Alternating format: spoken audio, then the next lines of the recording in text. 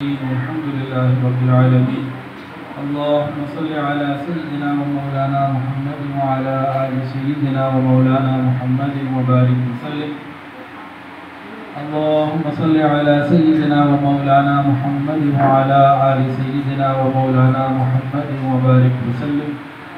اللهم صل على سيدنا ومولانا محمد وعلى آل سيدنا ومولانا محمد وبارك وسلم. اللہ رب العزت کی نعمتیں ہمارے پاس اتنی ہیں کہ اللہ تعالیٰ فرماتے ہیں کہ میرے بندو اگر تم ان کو شمار کرنا چاہو، گننا چاہو، کاؤنٹ کرنا چاہو تو تم شمار بھی نہیں کر سکتے، گن بھی نہیں سکتے. اللہ تعالیٰ کی اتنی نعمتیں ہم سب کے پاس ہیں. اور یہ قرآن مجید اللہ رب العزت کی بہت بڑی نعمت ہے جو ماشاءاللہ آپ سب بچوں کے دلوں میں موجود ہے. جو حافظ بن چکے ہیں مکمل موجود ہے، اور جو بھی ابتدائی مراحل میں ہیں ان کے ہاں کچھ نہ کچھ ان کے دلوں میں موجود ہے. سب کہتے ہیں الحمدللہ الحمدللہ. آج کے بچے جنہوں نے قرآن مجید مکمل کیا ماشاءاللہ قرآن مجید اچھا پڑھا، صاف ستھرا سفید لباس پہنا ہوا ہے اور پگڑیاں سروں پہ سجی ہوئی ہیں. مزہ تو تب آئے کہ مدرسے کے باہر بھی خاندان میں کوئی شادی کا فنکشن ہو، کہیں سیر پہ جانا ہو اور زندگی بھر یہ پگڑی سر پہ رہے. مزہ تو تب ہے. اگر صرف آج کے دن کے لیے پہنی اور گھر جا کے اتار دی، شادیوں میں اتار دی، اور کوئی موقع آیا چھٹیاں آئیں اتار دی، یہ دو نمبری. تو ایک نمبر حافظ ملے ہم لوگ، دو نمبر ایک نمبر وہ سر پہ رہنی چاہیے نا. چلو کسی کو پگڑی نہ پہننی ہو تو سر تو ڈھکا رہے. میں بار بار آپ سب کو یہ کہتا رہتا ہوں، وہ بچے مجھے بڑی تکلیف ہوتی ہے ان کو دیکھ کے کہ مدرسے میں سر ڈھکا ہوتا ہے، مدرسے سے باہر جاتے ہیں ٹوپیاں جیب میں، یا کہیں کسی بیان میں شادی میں کہیں کسی بچے سے سامنے مقابلہ ہو جائے، ٹاکرا ہو جائے، بغیر ٹوپی کے نظر آتا ہے. جناب بڑے اسٹائلش بال بنے ہوتے ہیں. حضرت حکیم اختر رحمۃ اللہ علیہ فرماتے تھے شادی تک تو بچوں کے بال ہونے ہی نہیں چاہیے، ان کی طرح سے بال ہو فوراً مشین پھروا دو، پھر تھوڑے سے بال بڑھے پھر مشین پھروا دو. شادی کے بعد چلو کوئی بات نہیں، بال بڑھا لیں. تو کیا خیال ہے آپ لوگ ایک نمبر حافظ بن رہے ہیں، دو نمبر؟ ایک نمبر. ہاں سر ڈھکا رہنا چاہیے. پگڑی ہر وقت چلو آپ نہیں پہن رہے، لیکن نبی علیہ السلام نے ہمیشہ پگڑی پہنی ہے. ٹوپی تو وہاں نہیں تھی، پگڑی تھی. ننگا سر کبھی نہیں تھا نبی علیہ السلام کا. ہاں احرام ایک الگ کیفیت ہے، تو سر ڈھکا ہونا چاہیے. ٹھیک ہے نہیں؟ اچھا، نعمتوں کی بات ہو رہی تھی. اللہ تعالیٰ کی بہت نعمتیں ہمارے پاس ہیں. سب سے بڑی نعمت کیا ہے ہمارے پاس؟ کوئی بتائے گا بچہ؟ قرآن پاک. ایک جواب آیا قرآن پاک، اور دوسرا جواب سب سے بڑی نعمت ہمارے پاس کیا ہے؟ نماز. دوسرا جواب ہے نماز. اور کوئی بتائیں؟ دونوں جواب ابھی ٹھیک نہیں ہے. سب سے بڑی نعمت صحت. اچھا، اور بتائیں گے؟ یہ بھی ٹھیک نہیں ہے جواب. واہ بھائی واہ، بیٹھ جاؤ، شاباش. ایمان کی نعمت سب سے بڑی نعمت. ایمان کی نعمت سب سے بڑی نعمت ہے. جن کے پاس ایمان کی نعمت اگر نہیں ہے تو باقی کچھ بھی نہیں. اچھا جی، اب دوسرا سوال، ایمان کے بعد سب سے بڑی نعمت کون سی ہے جو حدیث کے اندر آتی ہے؟ بتائیے. نماز اور قرآن نہ بتائیے گا، ٹھیک ہے نا؟ ایمان کے بعد سب سے بڑی نعمت کون سی ہے؟ ہدایت نہیں، ہدایت نہیں، اور تھوڑا سا. یہ ایمان نہیں، ہدایت، نماز، روزہ، حج سے باہر نکل کے بتائیں. ایمان کے بعد سب سے بڑی نعمت کون سی ہے؟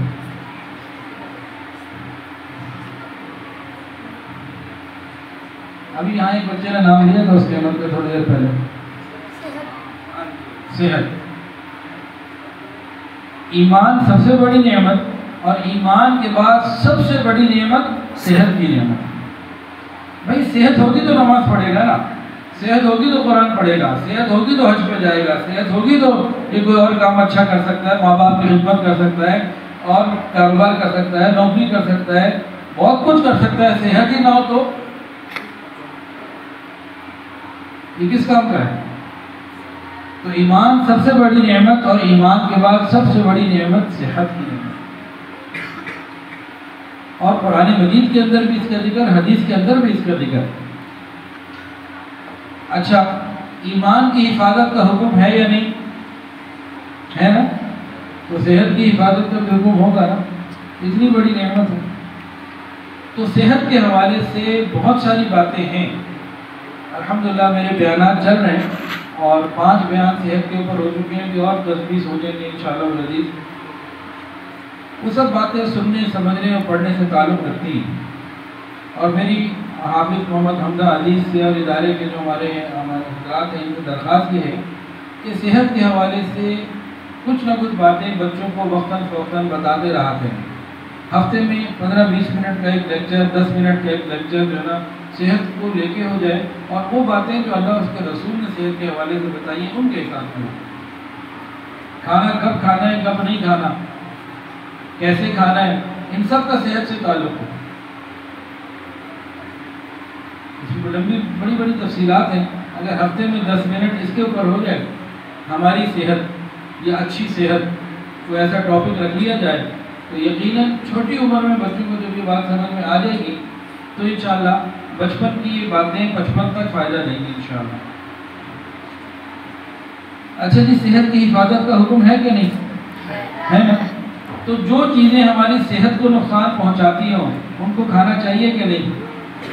اگر کوئی پینے کی چیز ایسی ہو جو صحت کو نقصان پہنچاتی ہو ان کو پینا چاہیے کہ نہیں؟ نہیں۔ ہاں جی، اب تو کولڈ ڈرنک کے فائدے بتا دیں مجھے صحت کے حوالے سے۔ پیپسی، آئس کریم، چاکلیٹس، یہ نوڈلز، کرکرے، اور کون سی چیزیں آتی ہیں بتائیں، 2-4 نام تو بتائیں۔ پیزا، لیز اور شاورمے ماشاءاللہ، اور برگر، اور یہ جتنا بھی جنک فوڈ ہے نا، جتنا بھی فاسٹ فوڈ ہے، آپ ڈاکٹروں سے پوچھ لیجئے وہ کیا کہتے ہیں، ان سب کا نقصان ہے۔ ایک آدمی نے صحت کی حفاظت کرنی ہے، اس کو صحت کی اہمیت کا اندازہ بھی ہو کہ اگر میں صحت مند رہوں گا تو میں دنیا میں بڑے اچھے کام کر سکتا ہوں، صحت ہی نہ رہی تو میں خود بیمار پڑا رہوں گا۔ تو جس کو اس بات کا یقین ہو تو پھر وہ صحت کا خیال نہ رکھے تو پھر کیسا رہے گا؟ اچھا برا؟ بری بات ہے۔ چلے آپ لوگ سمجھ گئے، آج کل کے بچے نا، میں تو کہتا ہوں یہ جتنا زمین سے اوپر ہوتے ہیں اس سے زیادہ زمین کے نیچے ہوتے ہیں، 21ویں صدی کے بچے۔ یہ ہمارے زمانے والی باتیں نہیں ہیں، ماشاءاللہ بہت استعداد ہے آپ لوگوں میں۔ تو صحت اللہ تعالیٰ کی بڑی نعمت ہے۔ حدیث سن لیجیے، نبی علیہ السلام نے ارشاد فرمایا، اللہ تعالیٰ سے فضل اور عافیت اور صحت طلب کیا کرو، اس لیے کہ کسی کو ایمان اور یقین کے بعد صحت سے بڑی نعمت کوئی نہیں دی گئی۔ ہمیں اللہ تعالیٰ سے صحت مانگتے رہنے چاہیے کہ اللہ عافیت والی زندگی عطا فرما۔ نبی علیہ السلام نے ارشاد فرمائے، 2 نعمتیں انسان کے پاس ایسی ہیں کہ اکثر لوگ ان کی قدر نہیں کرتے، ان کو ضائع کر دیتے ہیں۔ وہ 2 نعمتیں کون سی ہیں؟ ایک صحت کی ہے، دوسری فرصت کی ہے، فراغت کی۔ یہ 2 نعمتیں ہمارے پاس ایسی ہیں، ہم سب بچے ہوں کہ بڑے ان کی قدر نہیں کرتے۔ صحت کی قدر نہیں کرتے سے کیا مراد؟ بھائی جو چیز صحت کے لیے نقصان دہ ہے وہ ہم استعمال کر رہے ہیں تو اس کا مطلب ہے صحت کی قدر نہیں کر رہے۔ رات کو جلدی سو جانا یہ صحت کے لیے مفید ہے، دیر تک جاگ رہے ہیں اس کا مطلب ہے صحت کی قدر نہیں کر رہے۔ انسان بیمار ہے، دوائی نہیں کھا رہا تو صحت کی قدر نہیں کر رہا۔ بہت ساری باتیں اس میں آ سکتی ہیں۔ یا اتنا کم کھا رہا ہے کہ کمزور رہتا ہے تو بھی صحت کی قدر نہیں کر رہا، یا اتنا زیادہ کھا رہا ہے کہ بیمار ہو جائے تو بھی صحت کی قدر نہیں کر رہا۔ اسی طرح ورزش، واک کرنا زندگی بھر کا حصہ بنائیں، اور ایکسرسائز ہونی چاہیے زندگی میں۔ صحت کی حفاظت کرنے کے لیے سب چیزیں ضروری ہیں، اور آگے اس میں بہت ساری احادیث ہیں۔ اگر یہ آپ کی انتظامیہ دعا کریں، شروع کریں اچھی صحت، تو بہت ساری چیزیں آئیں گی جو خود نبی علیہ السلام نے بتائی ہیں۔ آج کے ڈاکٹروں کو، آج کے میڈیکل اسٹاف کو یہ باتیں پتہ لگ جائیں کہ جو اللہ اور اس کے رسول نے صحت کے حوالے سے بتائی ہیں ان کے لیے بڑی مفید ہیں، بڑی مفید ہیں۔ پرسوں ہمارے پاس ایک صاحب آئے، مہمان ملنے آئے، تو ان کے کوئی رشتہ دار ہیں، ان کو ایک بیماری ہوئی ہے،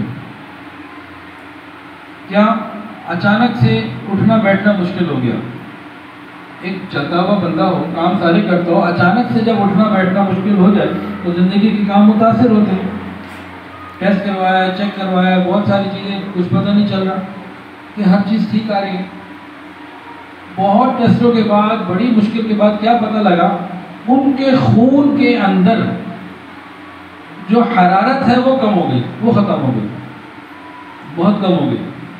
خون دیکھنے میں تو لال ہی ہے، لیکن اس خون کے اندر ایک حرارت ہوتی ہے، گرمی ہوتی ہے، وہ ختم ہو گئی۔ خون کی گرمی، پتہ یہ لگا کہ خون کے اندر گرمی کتنی بڑی نعمت ہے، انسان کو متحرک رکھتی ہے، حرکت میں رہتا ہے۔ جب خون کی گرمی ختم ہو جائے انسان بستر پر آ جاتا ہے۔ اب علاج کیا ہو؟ پہلے تو یہ نہیں پتہ لگ رہا تھا بیماری کیا، جب یہ پتہ لگ گیا بیماری یہ ہے تو اب علاج کیا؟ دو علاج ڈاکٹروں نے بتائے۔ ایک یہ بتایا کہ پورے جسم کا سارا خون بدلا جائے، اور اس کے اوپر بتایا 8 لاکھ روپے لگیں گے، اور مریض کمزور ہے، اس کے لیے مشکل ہے اس کو سنبھالنا، ہر مریض کی اپنی اپنی کیفیت ہوتی ہے جسمانی۔ دوسرا علاج بتایا 30 لاکھ روپے لگیں گے، 8 ٹیکے لگیں گے، انجیکشن، 8 انجیکشن لگیں گے، اور خون کے اندر حرارت دوبارہ پیدا ہو جائے گی، وہ ڈال دیں گے انجیکشن کے ذریعے۔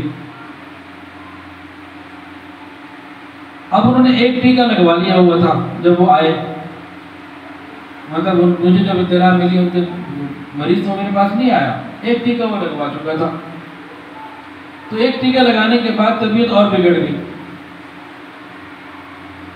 حرارت کچھ بڑھی، حرکت کرنے لگے، لیکن اور دوسرے اعتبار سے اس کو سہار نہیں سکے۔ اب دیکھیں کہ ہمارے اندر خون میں جو بلڈ کے اندر جو گرمی ہے، حرارت ہے، بخود اللہ تعالیٰ کا ایک نظام ہے جس کی وجہ سے موجود ہے۔ باہر سے لینا، پیسے بھی چاہیے اس کے لیے، تکلیف بھی اٹھانی، تو کتنی بڑی نعمت ہے صحت۔ ایک اور چند دن پہلے مجھے ایک میسج آیا، سعودی عرب میں ہمارے جاننے والے ڈاکٹر صاحب ہیں، ان کا پاؤں بالکل سیدھا ہو گیا، نیچے سے فلیٹ ہو گیا۔ اس بیماری کا نام ہے فلیٹ فٹ، سیدھا پاؤں۔ آپ اپنے پاؤں کو دیکھیں کہ اندر ایک اس میں کرب ہے، سیدھا نہیں ہے۔ اب ان کا پاؤں سیدھا ہو گیا، اب ان سے چلا نہیں جاتا، کھڑا نہیں ہوا جاتا، بستر پہ لیٹے ہیں یا بیٹھے ہیں، کھڑا نہیں ہو سکتے، بیٹھ نہیں سکتے۔ بتائیں، جوان آدمی ہے ماشاءاللہ۔ الگ سے ان کے لیے اب علاج کیا، الگ سے ان کے لیے جوتے بن رہے ہیں، خاص قسم کے، مہنگے بھی ہوں گے، ان کو پہننا بھی مشکل، پھر ان کو اتنی ایسے تو نہیں نا عام سے جیسے ہم چل رہے ہیں، اس کے پھر چلنے کے لیے بھی کچھ آداب ہوں گے، طریقہ ہوگا، اتنی تیز نہیں چل سکتے، اتنا سلو نہیں چل سکتے، کچھ طریقہ کار ہوں گے۔ اچھا بھی گھر سے باہر جانا ہے جوتا پہن لیا، واش روم جانا ہے، گھر میں رہنا ہے کہ ہر روز جوتا پہنے رکھے، جوتا نہ اتارے، کتنی مشکل زندگی ہوگی۔ اللہ نے مجھے اور آپ کو صحت کی نعمت دی ہوئی ہے، قدر کرنے کی ضرورت ہے، ہمیں اس کی حفاظت کرنے کی ضرورت ہے۔ کریں گے کہ انشاءاللہ تعالیٰ؟ انشاءاللہ۔ تو آج کے بعد کولڈ ڈرنک کون کون پیے گا؟ ہاتھ کھڑا کریں۔ اچھا جی،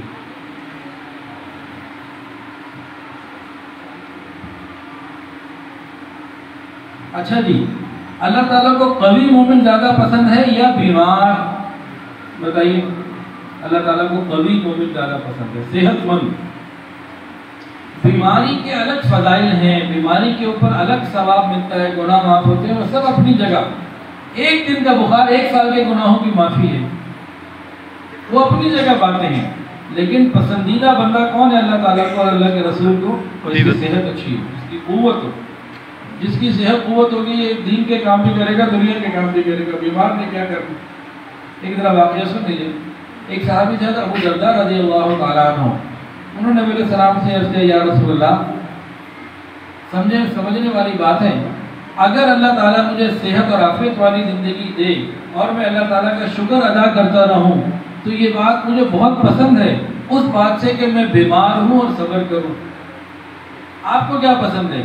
دیکھیں، 2 طرح کی باتیں ہیں۔ نمبر 1، انسان کے پاس صحت ہو تو اللہ کا شکر ادا کرتا رہے۔ دوسرا آپشن کیا ہے؟ بیمار ہو اور صبر کرتا رہے. کیا زیادہ اچھا ہے؟ صحت اور شکر ادا کرتا رہے.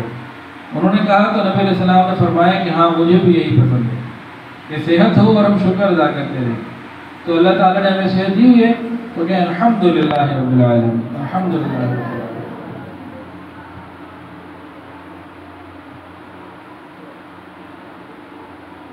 مشقت اٹھانے والا بدن یہ اللہ تعالیٰ کو بڑا پسند ہے. محنت کرنے والا، اپنے کام خود کرنے والا، ذمہ داریاں اٹھانے والا یہ اللہ تعالیٰ کو بڑا پسند ہے.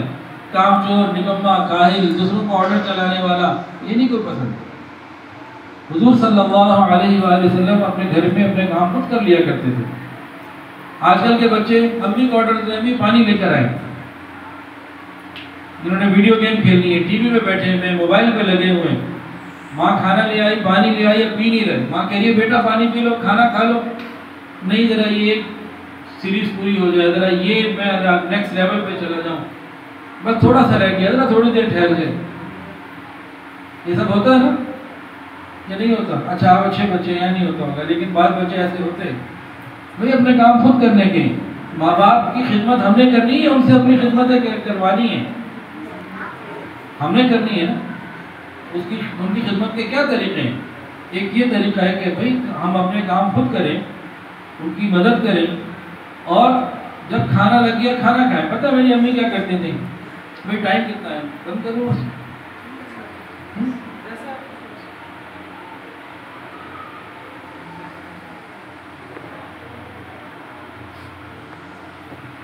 آج جو میں 10 منٹ لیٹ ہوں سب سے معذرت. صبح بیان تھا ایک جگہ، بیان کر کے آیا تو لوگ آئے ہوئے تھے، ان سے میٹنگ شروع ہو گئی. پھر قاری صاحب آ گئے. روزانہ کا سپارہ سنانا ہوتا ہے، 3 پاؤ سنا کے ایک سپارہ، ایک پاؤ کی ڈنڈی مار کے آیا. تو کل انشاءاللہ سپارہ سنا دوں گا انشاءاللہ تعالیٰ. اور جب ہفتے میں کوئی چھٹی ہوتی ہے نا، پھر اتوار والے دن قاری صاحب کو میں کہتا ہوں گھر آئے، تو اتوار کو الحمدللہ کبھی 3 سپارہ سناتا ہوں، کبھی 4 سناتا ہوں. تو اس طرح سے جو کبھی کوئی مصروفیت کی وجہ سے وہ رہ جاتا ہے نا، تو پھر اس کو پورا کرنے کی کوشش کر لیتے ہیں. تو چلتا رہتا ہے اس طرح سے. تو بہرحال تو ہماری والدہ کیا کرتی ہیں؟ صبح ناشتہ کرتے بھی جامع شفیہ چلے جاتے، اور دوپہر کو وہ کھانا لے کے خود پہنچتی تھی جامع شفیہ. کھانا دوپہر کا جہاں مدرسے میں ہوتا تھا. پھر شام کو جب میں گھر آتا تو گھر میں کھانا تیار ہوتا. اس طریقے کی ترتیب ہوتی تھی. بازار کا کھانا تو کھلاتی ہی نہیں، ہر چیز گھر کے کھانے. اور گھر میں کبھی پکی ہوتی وہ سبزی جو اس زمانے میں نہیں کھاتا تھا. جیسے بعض دفعہ بچوں کو بیگن پسند نہیں آتے، تورئیاں پسند نہیں آتی، بس ان کو ہر وقت بوٹی چاہیے مرغی کی. سبزی گھر میں پک جائے اوہو منہ بن جاتا ہے، کھائی نہیں جاتی، گلے سے نہیں اترتی. تو میرے ساتھ بھی ایسا تھا. اب کیا ہوتا جی، گھر میں گئے کریلے بنے ہوئے، کوئی ایسی چیز بنی ہوئی جو زمانے میں نہیں کھاتا تھا. اب امی کہہ رہی ہے کھانا کھاؤ. میں نے تو یہ نہیں کھانا. بیٹا سب کھا رہے ہیں، تو بھی کھا رہے ہیں، امی سب ہم لوگ کھا رہے ہیں، کیوں نہیں کھا رہے؟ حلال ہے، پاکیزہ ہے، اللہ کی نعمت ہے، کیوں نہیں کھا رہے؟ میں نے کہا میں نے نہیں کھانا ہے. پتہ کیا کرتی ہیں؟ کبھی کبھی تو کوئی اور چیز نکال کے بنا کے دے دیتی. اور اکثر یہ ہوتا ہے کہ بیٹا جو بنا ہوا ہے وہ ٹھیک ہے، سب کھا رہے ہیں تم کیوں نہیں کھا رہے؟ نہیں کھانا، تمہاری مرضی، مت کھاؤ. اب میں بھوکا اٹھ کے کھڑا ہو جاتا، چلو جی ٹھیک ہے. اب پھر کچن میں جاتا، فریج کھولتا، کبھی کبھی تو میرا داؤ لگ جاتا، کوئی چیز مل جاتی مزیدار وہ کھا لیتا. اور ہر دفعہ تو نہیں رکھتا نا، ماں تو ماں ہوتی ہے، اسے بھی پتہ ہے کہ اس نے کہاں جانا ہے، انتظامات پہلے کر کے رکھتی تھی. تو ایسی کوئی چیز کبھی نہ ملتی. اب بھوک لگی گئی، اگلے دن پھر کھانے کی وقت ہوئی رکھا ہوا ہے کہ میں نے تو یہ نہیں کھانا. کہ بھائی کیوں نہیں کھانا؟ کھاؤ. وہ 2-3 دن وقت وہی رکھتی ہے. وہ کرتے کرتے کرتے بندہ کیسے بھوکا رہ سکتا ہے؟ وہ جناب ہم کھانا شروع کر دیا اور الحمدللہ ہر چیز کھا. لیکن یہ اس زمانے کے بچے تھے جب بچے انہیں شریف ہوتے تھے. آج کل کے تو بڑے یہ ہوشیار ہوتے ہیں، ان کو نہ کھانا کھلاؤ یہ تو پتہ نہیں آسمان سر پہ اٹھا لیں. یہ تو لڑنے پر آ جائے، غصہ کرنے لگے. تو کئی دفعہ ایسا ہوتا پھر کرتے کرتے ہر چیز الحمدللہ کھانی شروع کر دی. تو جو گھر میں پکا ہے بس وہ شوق سے بسم اللہ پڑھ کے اللہ کا نام لے کے کھانا ہے.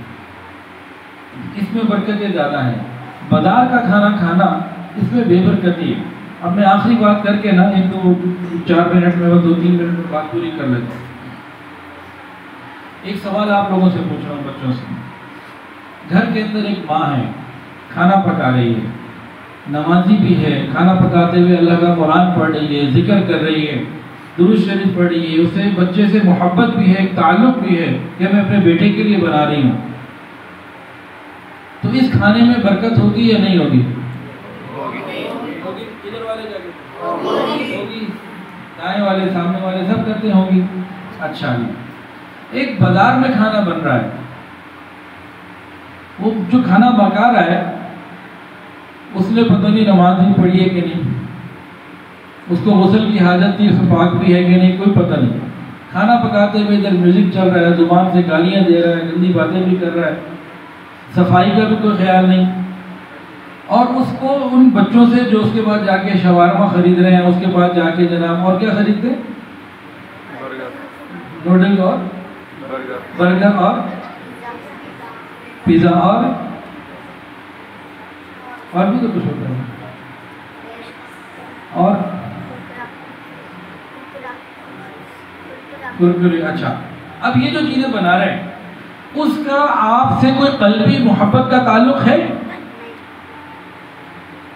نہیں ہے نا. تو بتائیں اس کھانے میں بے برکتی ہوگی کہ نہیں ہوگی؟ تو ہم برکت والا کھانا کھانا چاہتے ہیں یا بے برکتی والا؟ برکت والا. ہاں, زبان سے تو سارے یہاں میٹھا میٹھا بول دیتے ہیں, گھر جا کے پتہ لگے گا. یہ ریکارڈنگ آپ کے امی ابو کو بھجواتا ہوں میں ابھی کہ یہ بچے بیٹھے ہوئے تھے اور انہوں نے کہا گھر کا کھانا ہے آئندہ سے. تو پتہ لگ جائے کہ کتنا جو ہے نا وہ اس میں حقیقت کتنی ہے. چلے جی, اللہ تعالیٰ آپ سب کا پڑھنا آنا اپنی رحمت سے قبول فرمائے. خوب شوق سے پڑھیں, زندگی بھر پڑھیں, اور قرآن مجید کو صرف پڑھنا نہیں ہے, قرآن مجید کو سمجھنا بھی ہے. جس میں تقریبات ہوتی ہیں حفظ قرآن کی, کاش ہمارے ادارے میں, اور پاکستان کے ہر ادارے میں ہر جگہ یہ بھی تقریب ہو کہ یہ حافظ پچھلے سال بن گیا تھا, اس وقت اس کی تقریب ہوئی, اب اس نے اتنے دنوں میں, اتنے 6 مہینے میں, سال میں, 2 سال میں قرآن سمجھ بھی لیا ہے. ماں باپ بچوں کو اس کام کے لیے بھی بھیجیں. آج کل ماں باپ کے اندر قرآن پاک کو حفظ کرانے کا بہت شوق ہے. الحمدللہ یہ بڑی نعمت ہے کہ ماں باپ چاہتے ہیں کہ بچہ قرآن کا حافظ بن جائے, بس اس میں تھوڑا سا اور اضافہ ہو جائے.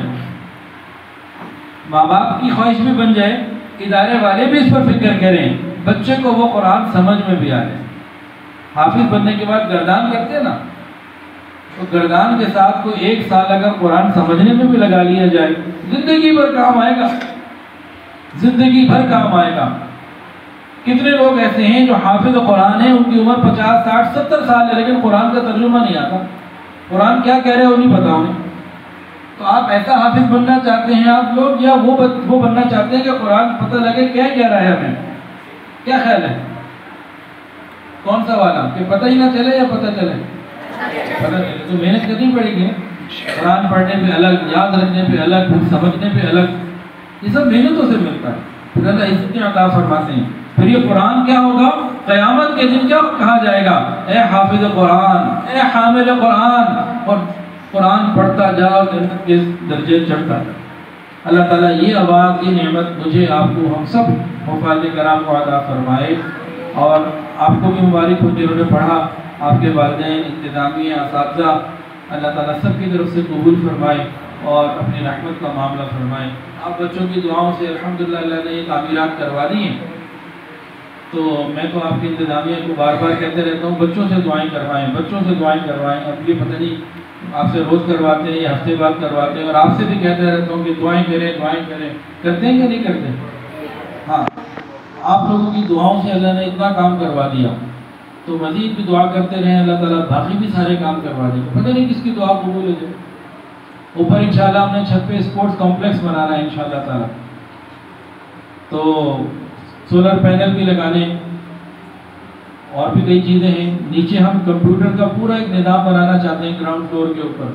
وہ ایک بڑا سلسلہ انشاءاللہ ہمارا بنے گا کہ جو بچہ پہلے قرآن نازلہ پڑھے، پھر حافظ بنے، پھر گردان کرے، پھر قرآن سمجھے، اور پھر ہمارے پاس نیچے ہی کمپیوٹر کے اندر آ کے آئی ٹی کی اسکلز وہ یہاں سے ہم اس کو دیں.